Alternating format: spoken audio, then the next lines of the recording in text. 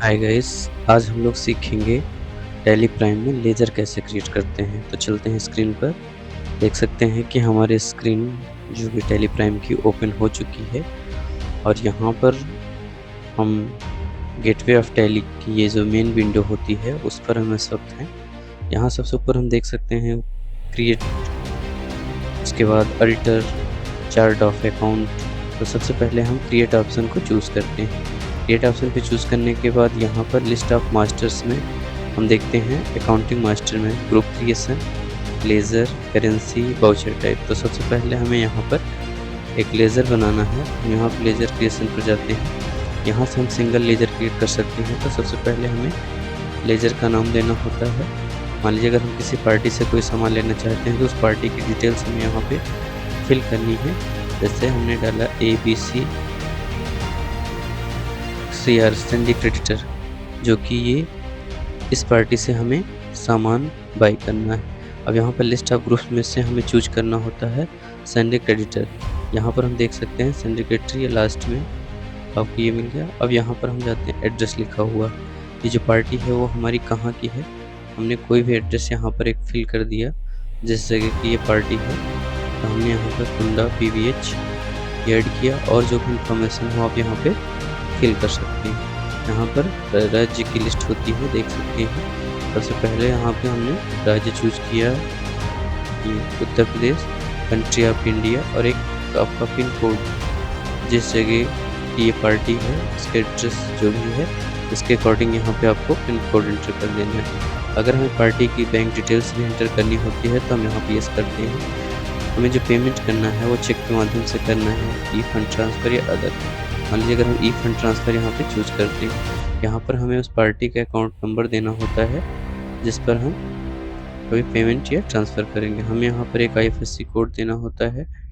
जो भी आप IFSC कोड देना चाहें वो आप यहाँ एंटर करेंगे। जो भी होगा यहाँ बैंक का नेम, अगर बैंक का नेम की लिस्ट हमने यहाँ पर क्रिएट नहीं की होती है, यहाँ पर न्यू बैंक हमने यहाँ पर बैंक का नाम डाल दिया, SBI या स्टेट बैंक ऑफ इंडिया, जो भी चूज करना है। अगर हमारे पास GST नंबर वगैरह है तो यहाँ पर हम GST नंबर एड कर सकते हैं। नंबर डालने के बाद हमें यहाँ पे एक्सेप्ट कर देना है। ये तो हो गया हमारा एक लेज़र जो कि था क्रेडिटर के लिए जिससे हम सामान बाई करते हैं, और दूसरा हम लेज़र बनाते हैं उस पार्टी का जहाँ से हम सामान जिसको हम सेल करेंगे, जहाँ हमें सामान को बेचना होता है। तो यहाँ पर हमने डाला ABCD DR, ये हमने DR को, जब ये लेज़र का जो लिस्ट ऑफ ग्रुप अंडर जाएगा वो जाएगा सेंडी डेबिटर के। यहाँ पर हमने सेंडी डेबिटर चूज कर लिया। अब वैसे ही यहाँ पर एक एड्रेस पड़ेगा जो हमारी पार्टी है जिसको हम सामान सेल करेंगे, तो उसके लिए लेज़र क्रिएट हो रहा है। तो उसका पता जो भी है वो हमने यहाँ पर एंटर कर दिया, कुछ भी पता दे दिया, ऊंचाहार। यहाँ पर हमने एड्रेस डाला और जो भी आपका एड्रेस वो एंटर कर सकते हैं। यहाँ राज्य का नाम चूज़ करना है, पिन कोड आप जो भी देना चाहें वो दे सकते हैं।